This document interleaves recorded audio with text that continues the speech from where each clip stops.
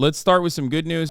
With the United Auto Workers Union to end the strike. The deal comes after the union called for more workers to walk off the job at a GM plant in Tennessee. Terry, what are you hearing about this deal? Well, it is the last of the 3 tentative deals now struck with all the big 3 U.S. automakers. First Ford, and then Stellantis, Chrysler, Jeep, those cars, and now General Motors, the largest U.S. automaker, have all agreed to terms with the United Auto Workers Union. There's no question that the workers won here. 25% increase over 4 years, with cost of living adjustments to protect against inflation, which is a real worry right now. There's also major gains on pension plans. You know, a lot of companies just got rid of pensions. The UAW just got... Dude, unions get the goods. Okay. Also guarantees to keep certain factories open, which is a crucial issue during the transition to electric vehicles. These are tentative deals. The UAW membership must vote on them, and that'll take a week or 2. Let me tell you something.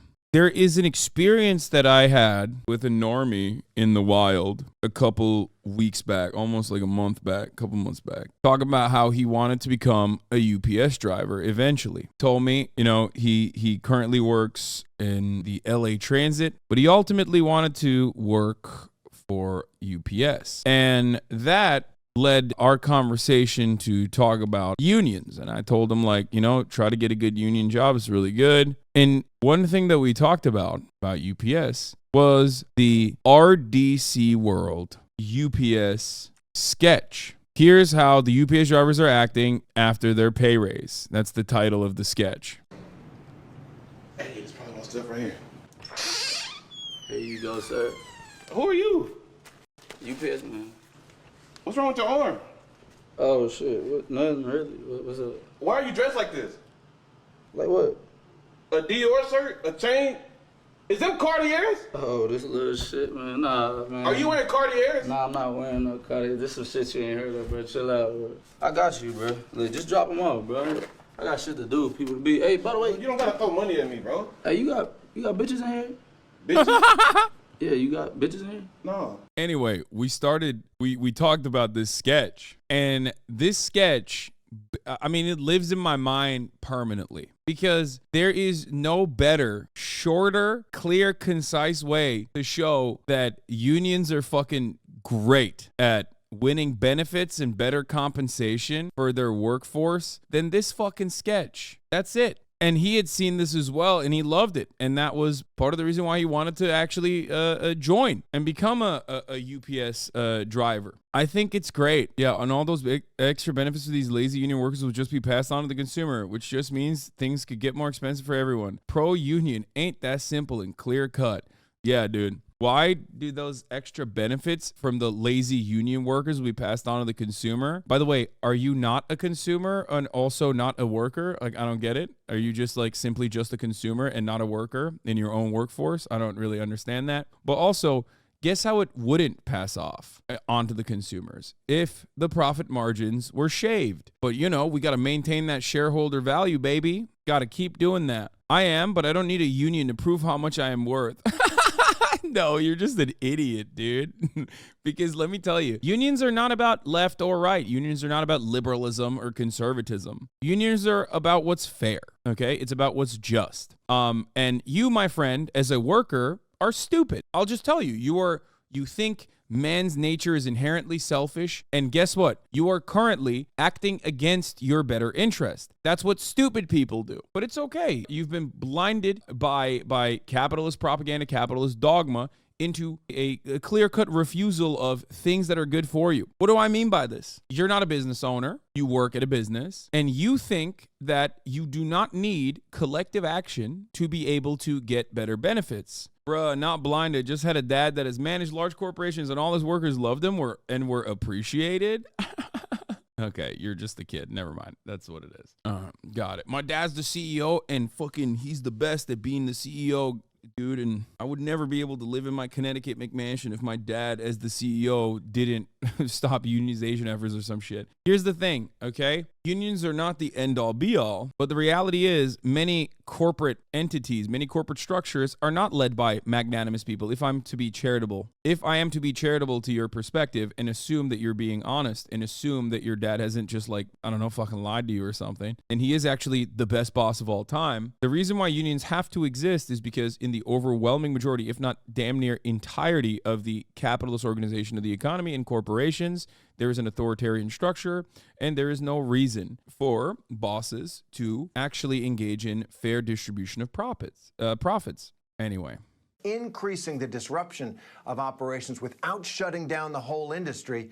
That is a tribute really to the strategy that UAW President Shawn Fain put in place at the beginning, and the high demands that they made, they got a lot of them. The reporter is still unknowingly underplaying the victory. The UAW strike eliminated a two-tier system. For those workers, the raise is more like 80 to 90%, not 30%. The strike tactic was brilliant, by the way. The strike could have effectively lasted indefinitely with the stand-up rolling strike method. Some cool militant tactics. I agree. Everything that Shawn Fain did was fucking awesome. And I'll take it one step further. Shouts out to the motherfucking grad students that are a part of the goddamn UAW. A lot of these dumbasses online who regularly talk about how grad students are not real fucking proletariat. They're not real proletarians or whatever. Those grad students also played a significant role in Shawn Fain getting elected by a slim margin. If those grad students weren't there, Shawn Fain would not currently be in the position of power that he is in this Democratic election. Thank God the UAW was able to vote for reform and bring in someone like Shawn Fain, who went and fought hard, who's incredibly charismatic. He is also ideologically motivated as well, and he was able to get these gains for his workers that were just for all of his workers under the banner of the UAW. One thing that Shawn Fain, UAW president, said last night is that he hopes that it encourages that the union's victory, which is really what it is in this auto strike, encourages other workers to, as he put it, take action, organize, and fight for a better life. For those of you who don't know, or maybe you're unfamiliar, the UAW is called United Auto Workers, but the UAW also has in its ranks, in its rank and file, members that are not auto workers. The UAW, much like many other large unions, will often help unionize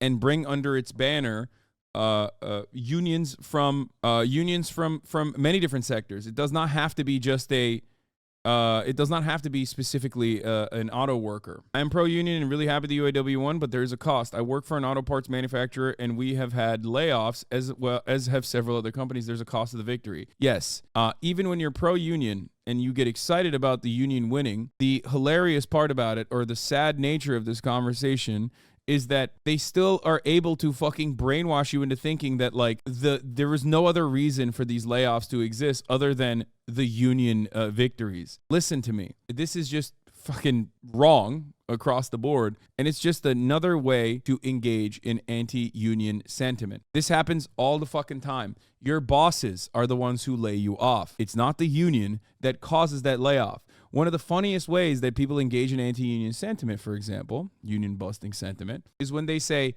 your wages might go down if you join a union. That will never happen as a consequence of the union. That will only happen because the union fought tooth and nail, long and hard, to ensure that in a time of like economic turmoil, for example, an economic downturn like in 2008, the union will say, okay, sure, we'll cut the COLA adjustment from our contracts, which we've had. Right? But it's the bosses that cut that, and the bosses that keep that away from the workers after the downturn and the economic turmoil has passed. Just like what happened in this latest massive union victory. As a former teacher and a member of Teachers Union, I have found the argument around unions cost us more and will lower your pay, don't work, and the economic argument virtually doesn't exist. So instead, it's about unions indoctrinating students, so it becomes a culture war type nonsense, which to me is an indicator of their success. Yes. Anyway, let's continue. That's the old-time religion in union labor rhetoric, and you're hearing it because, as I say, the leverage for the first time in decades is with the workers, and I think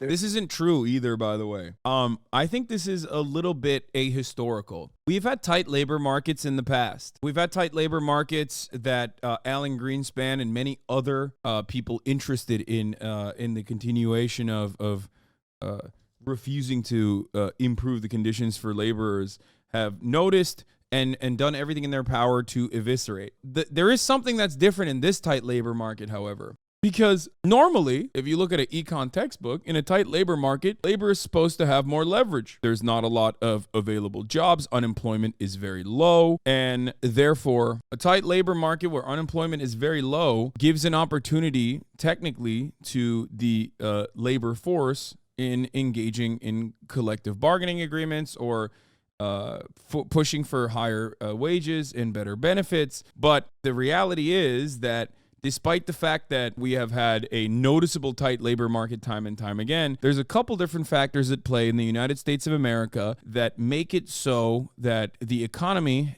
doesn't operate in the way that you learn about it in your econ textbooks. One of that, of course, is the massive pool of circulating labor that is undocumented. This is, of course, also by design. The undocumented labor force is constantly used as a depressive force against the documented labor. And of course, the solution to that is not to cut undocumented labor in its entirety. The solution to that is to document said labor force, allow them to participate in the labor markets, and also allow them to unionize. So that's something to, of course, consider. I think that is some of the factors that are important here. There's no question that we've seen this year of strikes in the actors union, the writers union, healthcare strikes in so many areas because workers get it. They understand that right now they've got the upper hand and they're going to, try to make hay while the sun shines and try and get a better deal and rebalance a system that has seemed to many people to be out of whack with too much of the enormous wealth this country has generated going to too few people. Workers have some power right now, and they want to rebalance that. The UAW's proposed contracts with the big three automakers expire on April 30th, 2028. They have invited other unions to also set the same expiration date in their contracts. The reason for this invitation is that on May Day 2028, we can begin to flex our collective muscles. This is the closest you can get to a general strike. This is 1,000,000% fucking terrifying for capital owners, okay? This spells a lot of trouble for capital owners. It's good. I am glad that they're pushing for this. I am 100% on board with this attitude, of course. But you have to understand, that's how it works. This is how you set up years in advance a possible fucking what do you call it?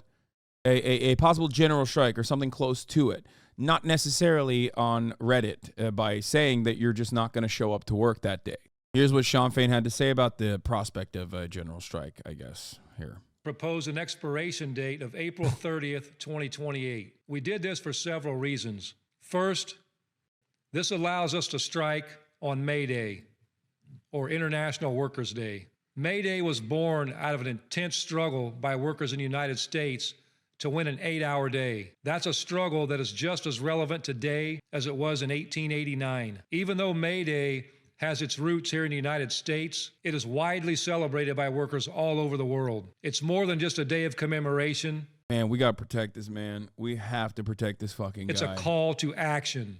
We invite unions around the country to align your contract expirations with our own so that together we can begin to flex our collective muscles. If we're going to truly take on the billionaire class and rebuild the economy so that it starts to work for the benefit of the many and not the few, then it's important that we not only strike, but that we strike together. Let's take a look. The early estimate is that the all-in cost, and that's the one that everybody focuses on, prior to this or the previous contract, it was $64 to $66 per hour all in for the big three, $55 per hour all in for the foreign automakers here in the U.S., and $45 per hour for Tesla. The early estimate on the Ford contract that we've seen is that it comes in somewhere about $88, $89 per hour. We haven't seen a final calculation. But if that's correct, let's say it's $87 to $89 an hour, basically a jump of $22 an hour. The improvements to workers' lives and pay that have been won in these tentative agreements are truly remarkable. The elimination of pay tiers are also, the two-tiered pay structure is also huge. That jumps a lot of workers and their salary directly by 80 to 90%. And the salaried first-tier workers they see an increase in their salaries by 30%. So massive, massive benefits that you would not be able to win without a labor union. And the labor union would not be able to win these massive benefits without the threat of collective action and specifically work stoppages. Okay, strikes, as you understand it colloquially, are the tool that strikes fear in the heart of the bosses, because that is the best way that you can demonstrate your value and what you bring to the table. Because there is no value, if you look at value from the perspective of like capitalism, from the econ understanding of value, there is no value without labor. Without labor, all you have is just raw materials and maybe a factory. But without the workers to go into that factory, you have no value. You have no way of turning the raw materials into commodities that people want to purchase. This is why labor unions are very important, because normally without labor unions, you have to just be at the whims of your bosses, and your bosses have a genuine interest in paying you as little as they possibly can and make you work as much as they possibly can get you to work for the minimum amount of pay. Your interest as a worker is the exact inverse, exact opposite of that, which is to get the most amount of pay for the least amount of work. This is just pure self-interest, okay? And when there is no mechanism to bargain with your bosses and show your bosses that you can all get together and say, hey, we want more, we want a better pay, we want more benefits, we want more time off, your bosses will be able to get away with dividing you and conquering you and dominating you and paying you whatever the fuck they consider to be the market rate. That's it. It's that simple. It is not a difficult concept to grasp. Hello, welcome to Hasan Did 9/11. Chat, you buy cyanide before you buy this. Get up, Lud. You're too handsome to die! Dude, I'm cracking this person's skull. Help, he's crazy! Harry's lettuce, hairy balls is lettuce tomato. We got 3 hairy balls, 5 hairy balls, chef.